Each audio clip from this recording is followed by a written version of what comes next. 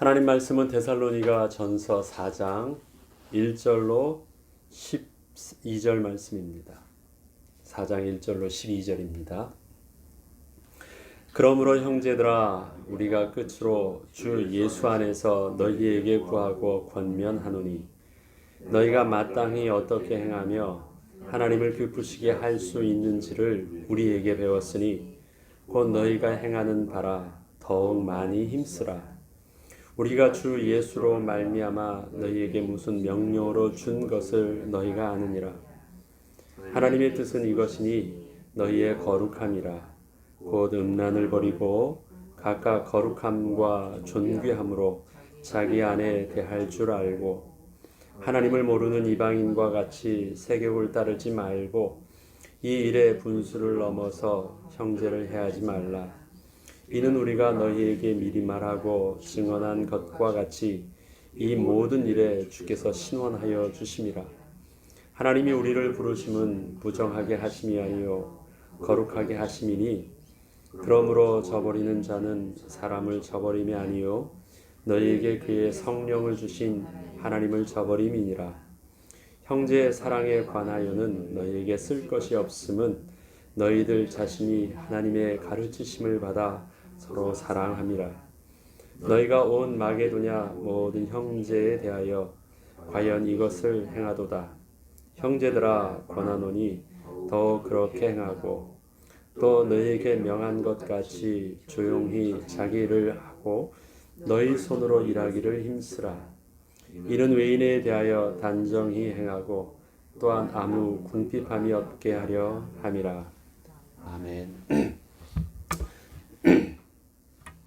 4장부터 데살로니가 교회 성도들에게 실제적으로 권면하고자 하는 바울의 메시지가 나옵니다. 특별히 바울이 그 기준을 말할 때 하나님께서 너에게 요구하신 것이 거룩함이라고 말씀하시는 내용이 있습니다. 구약에도 보면 이스라엘 백성들과 하나님과의 관계를 문제가 있다라는 그 표현들을 쓸 때요, 저들이 우상을 음란하듯 섬겼다라고 말을 합니다. 음란하듯.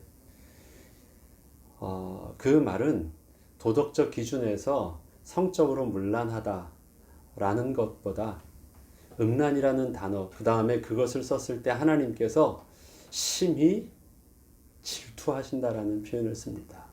왜냐하면 그 단어는 기본적으로 이 관계적인 언어이기 때문에 그렇습니다. 음란이라는 단어 자체가. 도덕적 기준에서 보면 그 음란이라는 기준은 사회와 또 시대와 문화에 따라서 도덕적 기준은 내 선과 악의 기준 속에서 내 양심의 기준 속에서 그것은 틀릴 수도 있고 맞을 수도 있고 그것은 괜찮을 수도 있고 그것은 잘못될 수도 있거든요. 그래서 우리가 지금 이 표현들을 쓸 때 우선 먼저 알아야 될 일들이 그 음란이란 단어가 가지고 있는 관계적인 속성을 우리는 이해해야 됩니다. 우리가 결혼을 한다라는 것, 성경에서 하나님과의 또 하나님 백성과의 관계를 여러 가지 아버지와 아들과의 관계로 또 목자와 또 양의 관계로 여러 관계를 표현하는 중에 또 신랑과 신부의 관계를 표현하고 또 이스라엘 백성에 대한 하나님의 감정을 표현하실 때는 언제나 쓰는 것이 그 음란에 대한 질투에 대한 부분을 통해서 그 하나님의 마음이 얼마나 이 속이 상하시는지에 대한 그 대변을 할 때 쓰는 그 관계적 용어가 바로 부부관계입니다. 그 가운데 표현되어지는 말이 바로 이 음란이라는 단어입니다. 왜냐하면 그 음란은 내가 그냥 단순히 도덕적 행위의 잘잘못뿐만 아니라 반드시 피해를 입히는 것이 있습니다. 자기와 관계되어 있는 그 배우자에 대해서 상처를 입히기 때문에 그렇습니다. 음란은 한 방향만 보아야 되는데 여러 방향을 보는 것이고 한 사람과만 맺어야 되는 관계를 여러 사람과의 관계를 맺는 것입니다. 그러하기에 우리 하나님과 한 방향만 봐야 되는 인생이 하나님 외에 동일한 마음으로 다른 신들에게도 우상에게도 하면은 그것은 곧 음란하듯 섬긴다라는 것이고요. 그것 때문에 오는 것은 내가 그냥 미안하고 내가 양심에 거리끼는 정도가 아니라 그것에 대해서는 반드시 그 배우자에게 아주 심각한 상처를 입히게 돼 있습니다. 그래서 이스라엘 백성들이 하나님을 음란하듯 섬길 때 하나님이 그렇게 상처를 입으신다는 거예요. 그렇게 이 관계가 깨어지는 게 단순히 그냥 배반하고 떠나는 것 이상의 더 큰 상처가 있음을 표현하는 말입니다. 물론 이방신을 섬길 때에는 그 이방신을 섬기는 그 속성 자체가 바로 성적인 문란함과 타락함이 그 신을 섬기는 모든 내용 속에도 담겨져 있었지만 도덕적 관점으로 먼저 보기 전에 관계적 용어로 그렇다라는 것입니다. 오늘 본문을 볼 때 형제 사랑의 두 가지가 나옵니다. 형제에 대한 그 하나의 형제는 뭐냐면 brother and sister, 우리의 실질적인 우리의 형제입니다. 내 형과 누이, 그 다음에 내 아내의 또 동생이나 아내의 또 그러니까 형제들. 어쨌든 이것은 친족 관계에 대한 부분들이 형제에 대한 부분들이 하나 나오고요. 9절부터 나오는 형제 사랑에 대한 것은 그냥 우리 교회 안에서 하면 성도들, 우리 안에서 같이 믿음의 공동체를 가지고 있는 그 형제들에 대한 개념입니다. 그래서 둘을 좀 분리해서 보아야 될 부분들이 있는데요. 오늘 그렇다면 한번 4장 1절부터 천천히 보면서 하나님께서 우리에게 정말 요구하는 부분들이 어떻게 원하시는지를 좀 보겠습니다. 형제들아, 우리가 끝으로 주 예수 안에서 너에게 구하고 권면하노니 너희가 마땅히 어떻게 행하며 하나님을 기쁘시게 할 수 있는지를 우리에게 배웠으니 곧 너희가 행하는 바라 더욱 많이 힘쓰라. 기본적으로 그리스도인에 대해서 저들은 사명을 알았습니다. 거룩한 하나님의 백성이 될 때 그들이 뭘 해야 되는지 분명히 사명을 알았어요.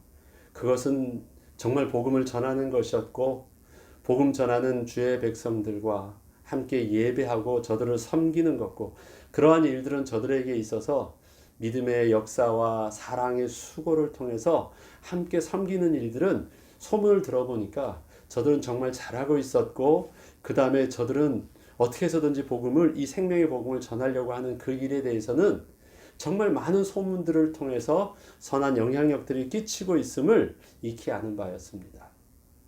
저들이 복음을 전할 때, 저들이 그리스도인 되어졌을 때 너희들도 우리와 같이 그리스도의 영광에 동참하면 고난받는 자라가 되라 라는 것처럼 저들은 그렇게 수고하고 그렇게 신앙의 공동체를 만들어가는 일들을 부지런히 하였어요.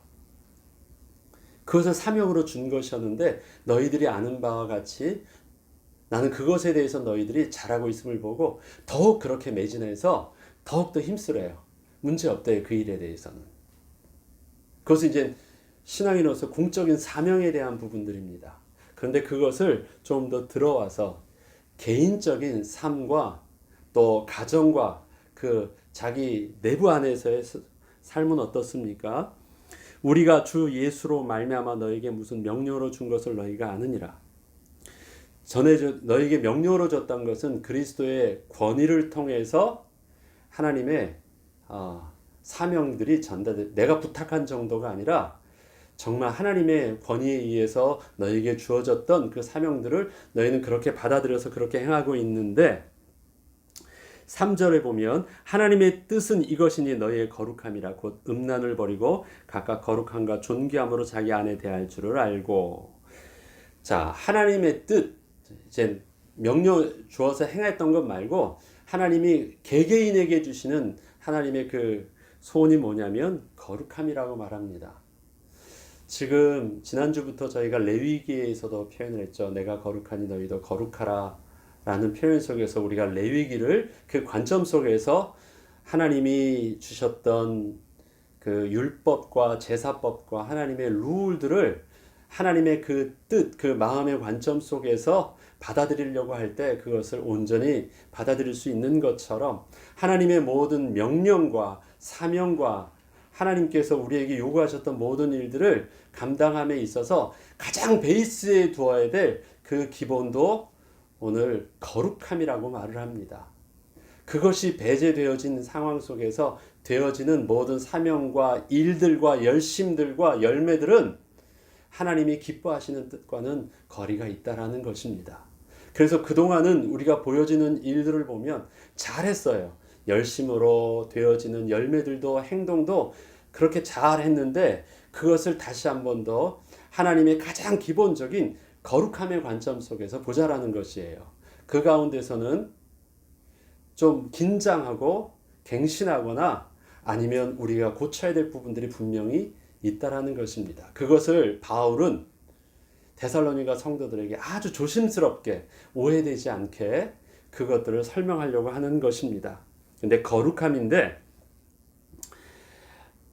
지난 우리가 레위기서를 통해서도 말씀드렸던 것처럼 그 거룩함의 이유들은 도덕적 선함이나 행동들을 열심으로 잘하라는 의미가 아니죠.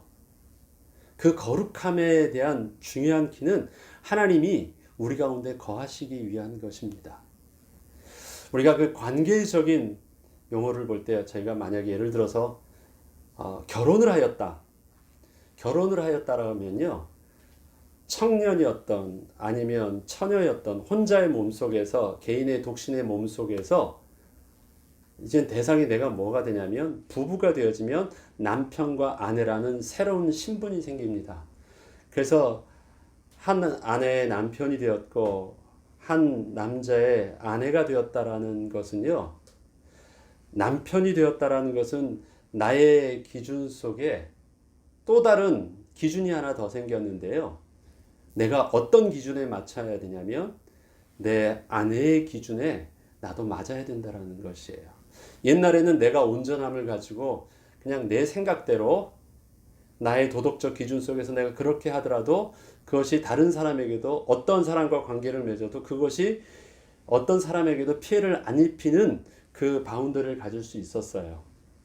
그러나 남편이 되었고 아내가 되었다고 할 때는 나의 생각대로만 했다가는 그것이 지난날에는 오를 수 있고 아무 문제 되지 않았던 그 내용들이 반드시 관계를 맺은 그 대상에게 있어서는 그것이 굉장히 문제가 될 수가 있습니다.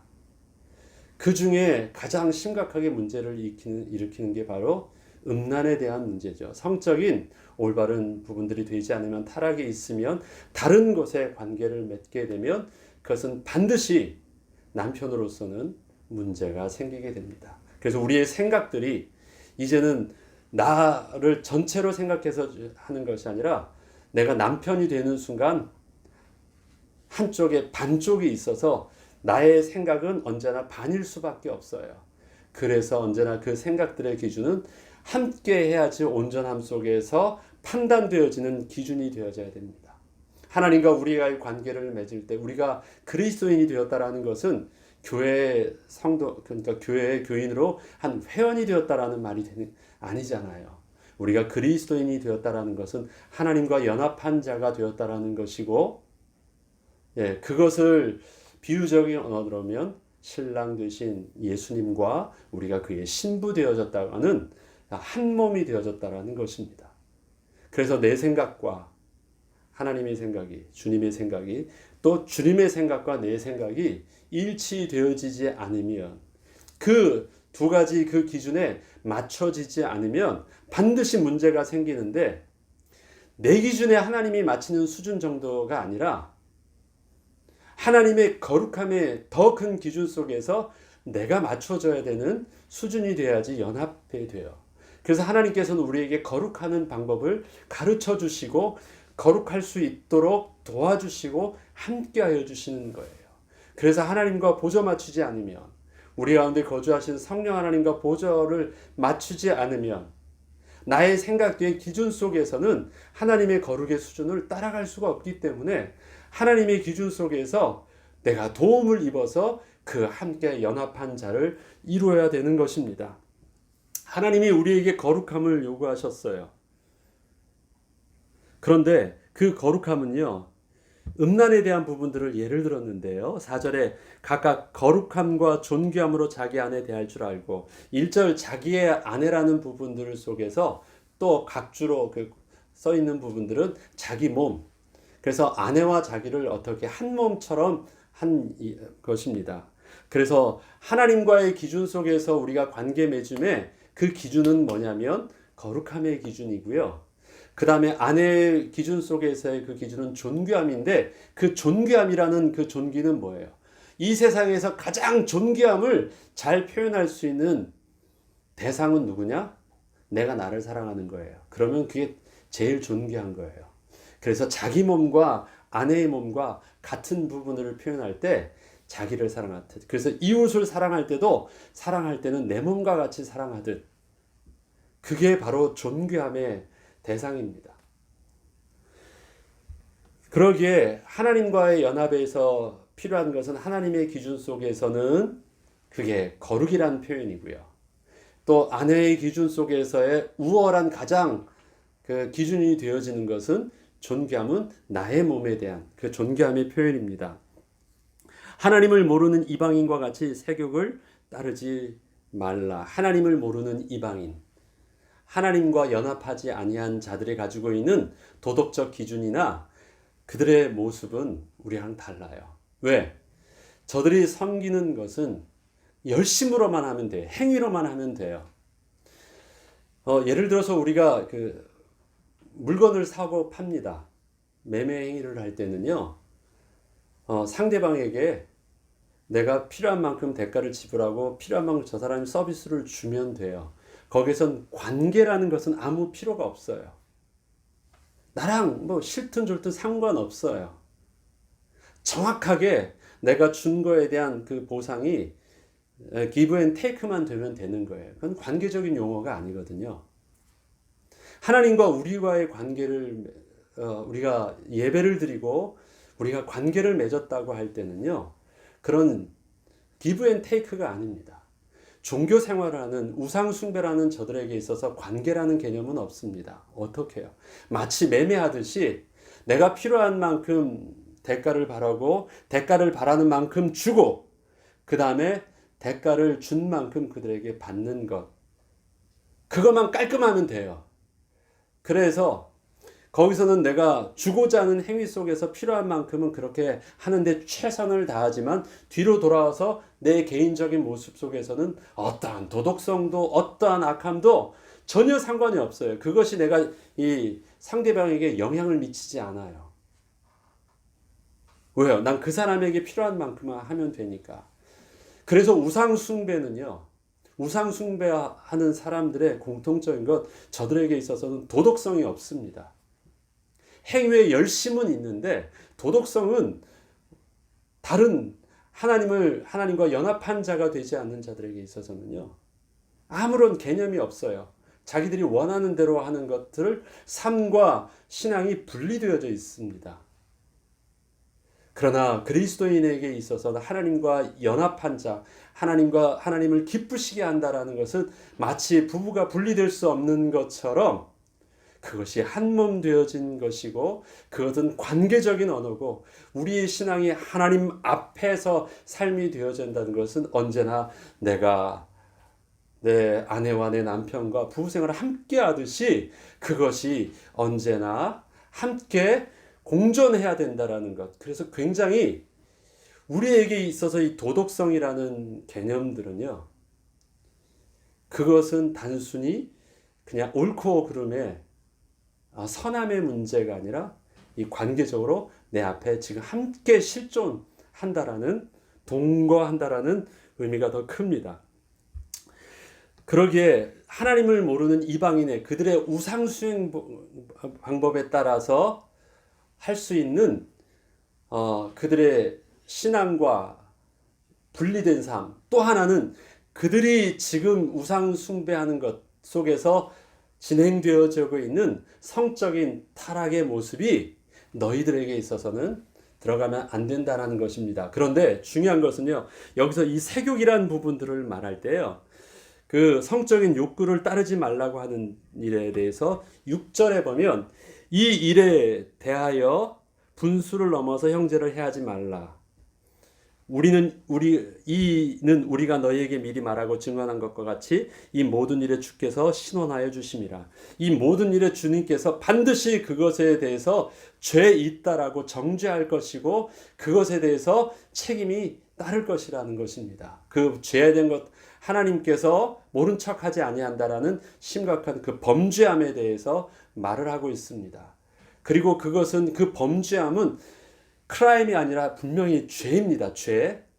하나님과의 관계를 깨뜨리는 죄에 대한 부분들을 말하고 있는데 그것이 형제를 해하지 말라고 할 때 그 형제가 누구냐면 바로 브라더 앤 시스터입니다. 가정 안에서 되어질 수 있는 일. 또 영어적인 표현에 보면요. 그것을 해한다라는 것을 네가 어떤 우위적인 입장 속에서 억지로 위해를 가하지 말라는 폭력적인 것을 말하는 것입니다. 그것은 가정 안에서 이루어지는 일들이고 그것은 드러내지 않은 일들이고 그것은 그 집의 힘에 의해서 또 되어지는 일들이고 또 그것은 세상에 그 당시 가부장적인 남성 중심의 사회 속에서는요. 통용되어지는 일들이었을지 몰라요. 그것이 저들의 도덕적 관점 속에서 사회적 문화 속에서 그것이 공공연하게 통용되어졌을지 몰라요. 그렇지만 그것에 대해서 분명하게 말씀합니다. 해하지 말라. 그곳에서 너희 힘을 가지고 위해를 가하지 말라는 것입니다. 우리 표현으로 하면 그것은 폭력입니다. 그렇게 하는데 이방인과 같이 그렇게 하지 말라고 말을 합니다. 하나님께서 주신 분명한 거룩한 기준이 있다라고 말을 합니다. 하나님이 우리를 부르심은 부정하게 하심이 아니요 거룩하게 하심이니. 그렇게 되어지는 그 관계가 무엇을 반드시 해하게 되는 거냐면 하나님과 연합한 생활을 하는데 반드시 그것은 죄 있는 자로 하나님과 거룩함의 관계를 맺을 수 없다라고 말을 합니다. 지금 이거는 이 가정 안에서 이루어지는 일들입니다. 너희가 그리스도인이라고 해서 집 밖에 떠나서 할 수 있는 행동들은요. 그렇게 잘할 수 있는데 그 바운더리 안에서 너희들이 가지고 있는 가정 패밀리라는 그 바운더리 안에서 이루어질 수 있는 일들을 말하고 있어요. 그러나 거기서 분명히 하나님께서는 기준을 말씀하신 것입니다. 그러므로 저버리는 자는 사람을 저버림이 아니요 너희에게 그의 성령을 주신 하나님을 저버리심이라. 이것에 대해서 심각한 문제의식을 겪으라는 것입니다. 굉장히 강한 말을 하기 때문에요. 이 말을 하기 전에 왜 1, 2, 3장에 걸쳐서 바울이 그렇게 온전히 오해되지 아니하도록 말을 했는지 알 거예요. 그리고 저들은 이 부분들이 좀 밖에서는 그리스도인답게라는 겉으로 드러난 모습은 있지만 이것은 그들의 본래 삶과 문화적 배경이 이방인으로 그렇게 오랫동안 살아왔어요. 그들은 이방인이에요. 그리고 그들은 그것이 사회적으로 그렇게 그동안 살아오면서 그렇게 문제 삼지 않았고 그것이 드러나지 않았던 문제예요.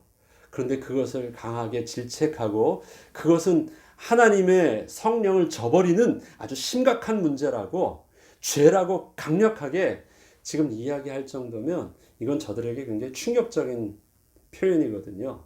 좀 잘 지내봐 라고 그냥 권면하는 정도가 아니에요. 그러게 1, 2, 3장의 모습을 여러분들이 좀 이해하실 수 있을 것입니다. 형제 사랑에 관하여는 너에게 쓸 것이 없으면 너희들 자신이 하나님의 가르침을 받아 서로 사랑함이라. 지금 저들이 그 교회라는 공동체 안에서 이루어지는 그 섬김들은요, 참 잘하고 있었다는 것이에요. 아무 문제가 없었다라는 것입니다. 너희가 온 마게도냐 모든 형제에 대하여 과연 이것을 행하도다. 형제들아 고난오니 더욱 그렇게 행하고 또 너희에게 명한 것 같이 조용히 자기 일을 하고 너희 손으로 일하기를 힘쓰라. 하던 대로 그렇게 더 섬기고 수고하고 사랑하고 섬기라. 그런데 그렇게 하는 일들은 잘하고 있지만 외식하는 자와 같이 하지 말고 잘하고 있지만 보이려고 해서 다른 사람에게 잘하는 것처럼 보이지만 너의 기본적인 삶도 안 되면서 그렇게 하는 척해서 삶과 그 다음에 교회 생활이 분리되지 않도록 하래요. 교회 생활에서 열심으로 섬기지만 그렇게 섬길 수 있는 가장 기본적인 일들이 뭐예요? 자기 관리가 되고 있는 거예요. 근데 자기 관리라는 건 뭐냐? 자기의 삶에 성실하게 일하는 것이고 그 다음에 다른 사람들에게 피해를 입히지 않는 것. 남을 도와주는데 다른 사람 거 빌려다가 남을 도와줄 수는 없잖아요. 남을 위해서 열심으로 나는 다른 일을 일하고 있는 것 같은데 나 일에 대해서는 너무 펑크가 많아요. 칭찬은 다른 사람에게 받는 것 같은데요. 삶을 돌아가서 가정을 보니까 이게 아니에요. 그럴 수 있거든요. 어떤 그 공명심 때문에. 그래서 섬기는 만큼 그건 잘하고 있는데 그것이 건강한 섬김이 되어질 수 있도록 하려면 자기의 삶에 대해서 온전해지라는 것입니다. 이는 외인에 대하여 단정히 행하고 또한 아무 궁핍함이 없게 하려 함이라. 섬기는 것이 자기도 감당치 못하는 섬김이면 말이 안 되잖아요. 그래서 하는 일들은 계속 그렇게 더 열심으로 하되 너의 삶의 규모를 가지고 온전히 건강한 영적인 또 삶의 육적인 모습을 취한 가운데 그 안정된 배경 가운데서 하나님께서 기뻐하시는 거룩함을 유지하되 그 가운데 최선을 다하라는 것입니다. 우리의 거룩함의 단에는 우리가 얼마나 다른 사람 앞에 도덕적으로 깨끗하고 선하고 착하며 그 기준을 다할 수 있겠습니까? 그러나 우리는 우리의 그 기준들을 다른 사람은 더럽고 나는 깨끗하다. 그것을 말하려고 하는 어떤 도덕적 우위를 자랑하려는 표현들이 아니라요. 우리의 일평생 우리가 싸워야 되는 그 일들은 어떻게 하면 우리가 하나님의 인도하심을 받고 어떻게 하면 우리가 주님과 동행하느냐라고 할 때 내가 잘 안 되더라도 우리의 기준은 바로 하나님의 거룩의 기준에 맞춰야 되기 때문에 늘 물어봐야 되고 늘 도우심을 구해서 내가 하나님을 끌고 갈 수는 없으니까 하나님의 그 기준이 나보다 더 높기 때문에 인도함 받으려고 늘 그렇게 몸부림치며 나가는 것입니다. 그렇게도 감당이 안 돼서 주님의 거룩한 옷으로 우리를 입혀주셔서 그 은혜 가운데 걸어가겠다라는 것입니다. 사람이 건강한 사람이 오래 살지 않더라고요. 연약하더라도 내가 연약함을 아는 사람이요. 그 자기 몸을 선을 넘지 않아요.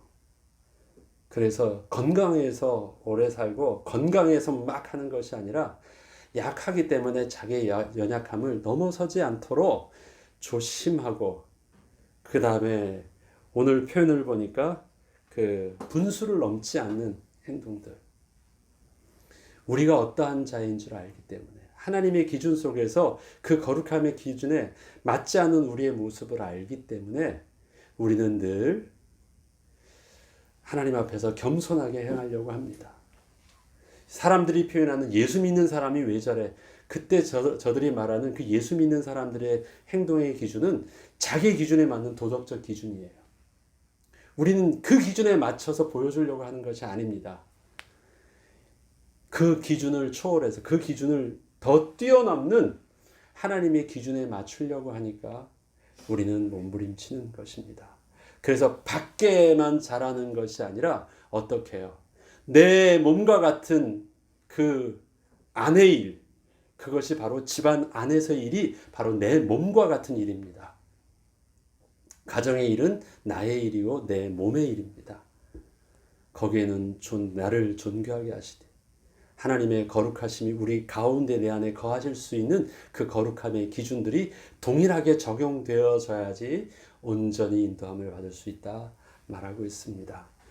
오늘 우리에게 주신 하나님의 말씀 속에서 우리의 연약함에도 불구하고 늘 실패하지 아니하고 감당되어질 수 있는 은혜 가운데 갱신되어질 수 있도록 오늘 하나님이 주시는 또 데살로니가 교회를 향한 그 말씀이 우리의 삶의 기준 속에서 온전히 인도받는 은혜가 있게 하옵소서. 기도하고 또 우리가 갱신의 축복을 누리는 저와 여러분 되길 주 이름으로 축원합니다. 주기 도문으로 마치겠습니다.